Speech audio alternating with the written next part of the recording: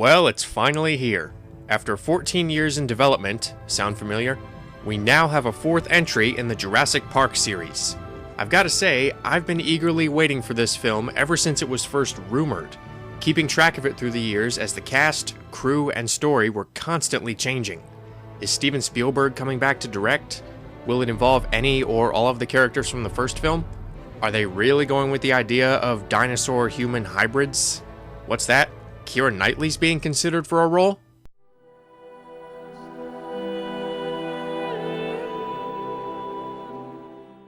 Yeah, rather than try to tell you how big a fan I am of this franchise, I'll just let this photo speak for itself.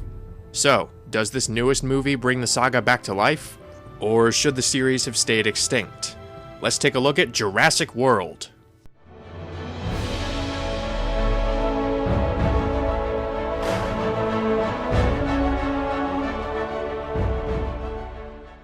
Set 22 years after the original classic, the film opens with John Hammond's dream having now become a reality.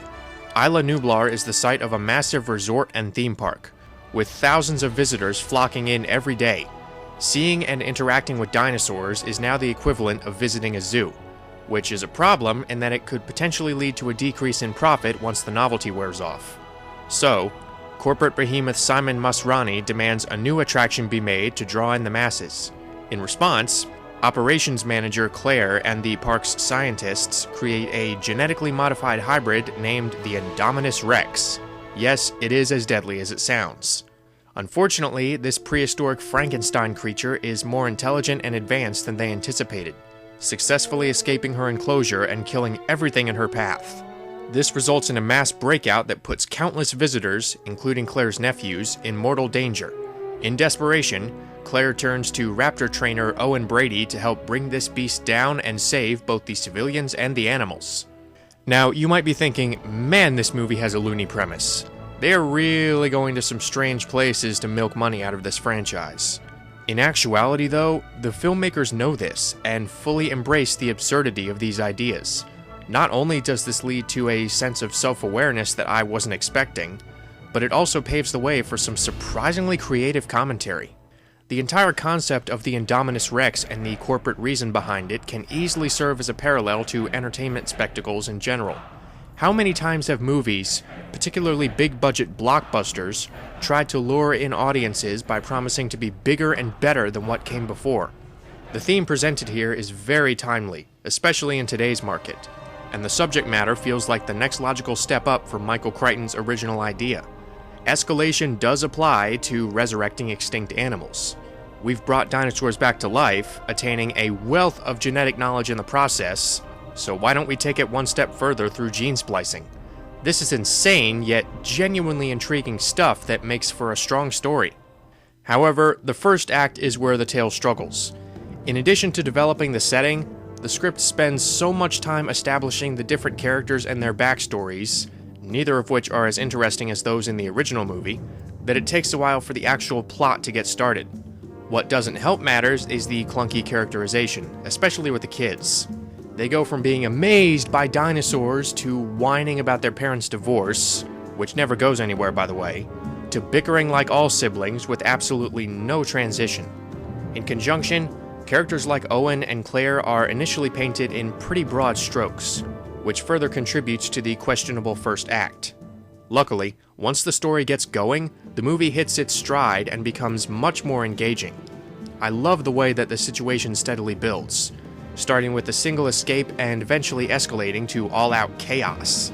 The characters also improve over the course of the narrative, with the performances becoming more natural in the process. Chris Pratt cements his status as a charismatic leading man, brash and funny while also bringing an everyman charm to the role. Also admirable is Bryce Dallas Howard, who goes through a much more visible arc from an impersonal businesswoman to a fiercely protective guardian.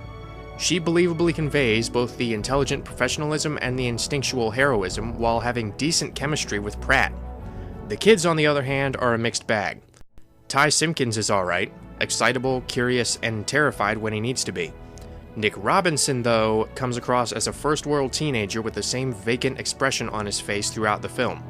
Another disappointingly weak link in the cast is Vincent D'Onofrio, who's hammy, cartoonish, and one-dimensional as the moron who wants to use dinosaurs in the military. Here's your sign. He was great in Daredevil, but here he couldn't get eaten fast enough for my taste. A more positive impression comes from Irfan Khan, who lends a welcome humanity to what could have easily been a cardboard cutout businessman. Out of all of these characters, though, the only familiar face is B.D. Wong as Dr. Wu, who's enjoyably expanded to be more spitefully ambitious without ever going over the top. However, his presence does take me back to the days of more practical effects. In my opinion, this film relies a bit too heavily on computer effects. The animatronics here are amazing, but there is noticeably more CGI, which often robs this movie of the tangibility of its predecessors. On the upside, the CGI is strikingly detailed and allows the dinosaurs to be much more mobile than they've ever been before. This is especially true of the velociraptors. Some have criticized the film for not being in line with recent paleontological discoveries, but I wasn't bothered by it. Despite being a bit of a dinosaur nut, I prefer that this film's dinosaurs stay consistent with the iconic ones from previous entries. Besides, people complained when they put feathers on the raptors in Jurassic Park 3, so it's really a losing battle. With that said, the dinosaurs are still awe-inspiring, thanks in no small part to the sleek presentation and confident direction from Colin Trevorrow.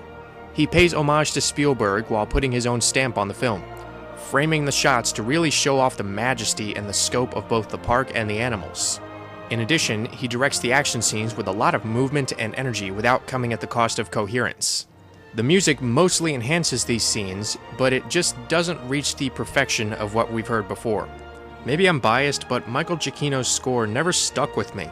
The most memorable parts were when it incorporated the old John Williams themes. In the end, though, Jurassic World may have its weaknesses, but they are ultimately outweighed by its strengths.